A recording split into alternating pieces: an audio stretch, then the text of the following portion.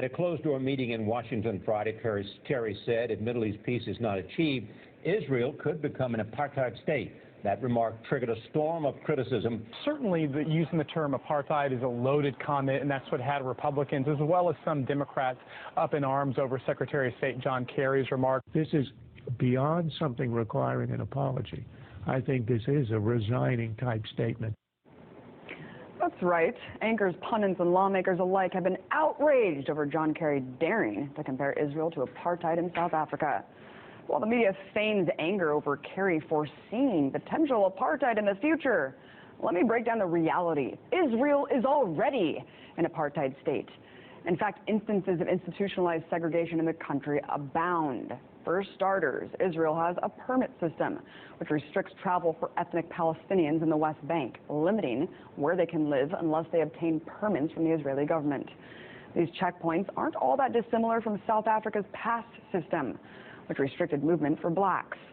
In regard to the limited mobility of Palestinians, former U.S. President Jimmy Carter said in 2006 that, quote, when Israel occupies territory deep within the West Bank and connects the 200 or so settlements with each other with a road, and then prohibits the Palestinians from using that road, or in many cases even crossing it, this perpetuates even worse instances of apartness or apartheid than we witnessed even in South Africa.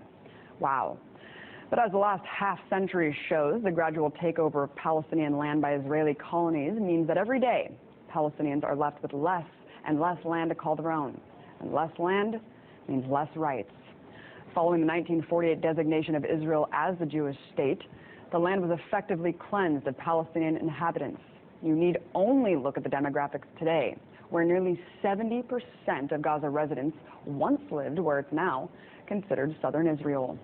Historian Juan Cole notes in a recent article how the segregation that exists within villages is not found on any map, citing that somewhere around 90,000 Arabs live in the 176 unrecognized villages inside Israel.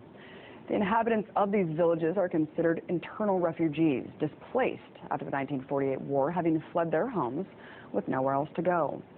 And being unrecognized by Israel means that tens of thousands of Arab residents have no access to public services like water, roads, education, healthcare, or even electricity.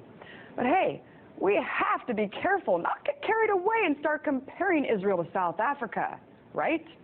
I mean, come on. It's not like Israel was forcibly injecting African immigrants with birth control, some sort of nuanced eugenics program. Oh, wait, yes, apparently as many as 130,000 Ethiopian women were forcibly sterilized, according to Haaretz, dropping the birth rate of Ethiopian Israelis by 20%.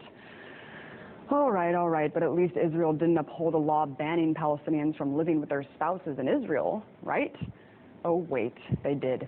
Despite human rights organizations calling the ruling racist, Israel's Supreme Court has legally prevented thousands of individuals in the West Bank and Gaza from living with their spouses in Israel. All right, fine. But at the very least, there aren't any parts of Israel that would introduce racially segregated schools, right? Unfortunately, they're doing that too. Last summer, children in South Tel Aviv attended preschool classes segregated by race.